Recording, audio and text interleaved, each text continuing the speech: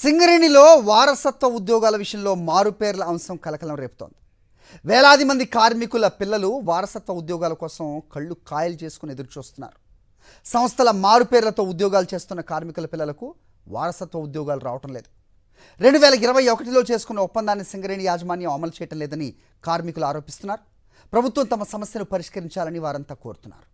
సింగరేణి సంస్థలో దశాబ్దాల తరబడి పనిచేసిన ఉద్యోగులు ఆరోగ్య సమస్యలతో అన్ఫిట్ అయితే వారి స్థానంలో వారి పిల్లలకు ఉద్యోగాలు కల్పించే కారుణ్య నియామకాల పథకం అమల్లో ఉంది.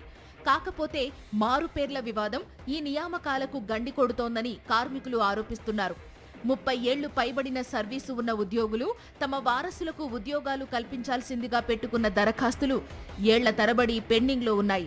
దానికి విజిలెన్స్ అధికారులు చెబుతోన్న కారణం ఒకటే, దరఖాస్తు చేసుకున్న ఉద్యోగుల పేర్లు తమ రికార్డుల్లో లేవని.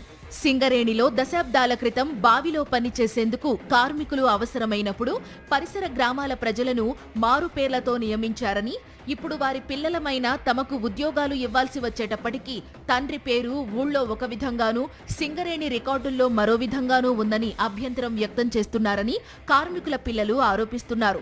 ఏదైతే మారుపేర్లకు సంబంధించిన తండ్రులు ఊర్లలో ఉంటే వాళ్ళను ఇక్కడికి ఏదైతే కూలి పని లెక్క తీసుకువచ్చి మీకు కూలి పైసలు ఇవ్వాలనంటే మీరు ఇదే ఇంటి పేరు చెప్తే మాత్రమే మీకు కూలి పైసలు ఇస్తామని చెప్పేసి ఆ రోజు వాళ్ళని బెదిరించి వాళ్ళకు ఒక ఎంప్లాయ్మెంట్ కార్డు కావాలని ఏదో ఇంటి పేరు మీద మీరు ఒకవేళ బొగ్గుబాయిలకు దిగి చచ్చిపోతే మా పేరు రావద్దని చెప్పేసి ఊర్లలో మా మీద వచ్చి పడద్దని చెప్పేసి వాళ్ళకి అలా వేరే ఇంటి పేరు పెట్టేసి వాళ్ళని 35 సంవత్సరాలు పని చేయించుకొని 39 ఏళ్ల పాటు సింగరేణిలో పనిచేసిన తన భర్త ఆరోగ్యం బాగాలేక తమ కుమారునికి వారసత్వపు ఉద్యోగం ఇవ్వాల్సిందిగా దరఖాస్తు చేసుకుంటే తన భర్త పేరు తమ రికార్డుల్లో లేదని ఉద్యోగం ఇవ్వలేదని కొమురమ్మ ఆక్రోశం వ్యక్తం చేశారు.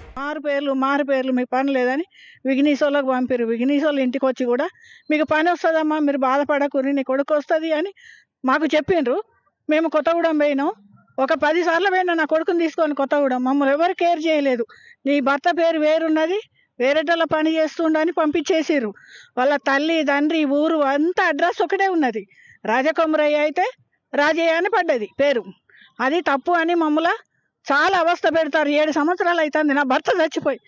నా కొడుక్కి ఏమి జాబు లేదు, ఆయన ఎక్కువ ఏమి చదువుకోలేదు. 2 ఆడపిల్లలు ఎట్లా బతుకుతారు సార్? మారుపేర్ల విషయంలో ఎలాంటి విధానాలు అనుసరించాలి అన్న అంశంపై 2021లోనే యాజమాన్యం ఒక ఒప్పందం కుదుర్చుకుంది. కోర్టుకు వెళ్లి కానీ తహసీల్దార్ వద్ద పేరు మార్పు సర్టిఫికెట్ తీసుకుని అయినా దరఖాస్తు చేసుకుంటే ఉద్యోగాలు కల్పిస్తామని అంగీకరించారు. అయితే కార్యాచరణలో మాత్రం అది అమలు కావడం లేదని కార్మికులు ఈ మధ్యనే ఆందోళన చేశారు.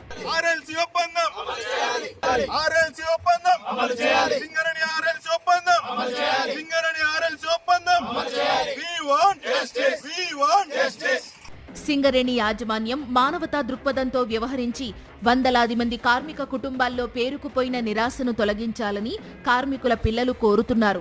మేము ముఖ్యంగా కోరుకునేది ఏంటంటే, అయ్యా సీఎండి గారు, మాకు మీ మీద బాగా నమ్మకం ఉంది. బలరాం గారు, మీరు కార్మిక బాంధవునిగా పేరు తెచ్చుకున్నారు కాబట్టి మా సింగరేణి కార్మికుల యొక్క పిల్లలను కూడా ఒకసారి దయచేసి ఆలోచించి అడ్వకేట్ జనరల్ ద్వారా ఉత్తర్వులు జారీ చేయించి మాకు సర్కార్ రిలీజ్ చేయించి సింగరేణి కార్మికుల పిల్లలకు ఉద్యోగం ఇప్పించవలసిందిగా సీఎండి బలరాం సార్ను చేతులు తోడించి వేడుకుంటున్నారు సార్. కార్మిక పక్షపాతులుగా ఉంటామని ఎన్నికల వేళ భరోసా ఇచ్చిన ముఖ్యమంత్రి రేవంత్ రెడ్డి తమను ఆదుకోవాలని, తమ సమస్యను పరిష్కరించాలని కార్మిక కుటుంబాలు కోరుతున్నాయి.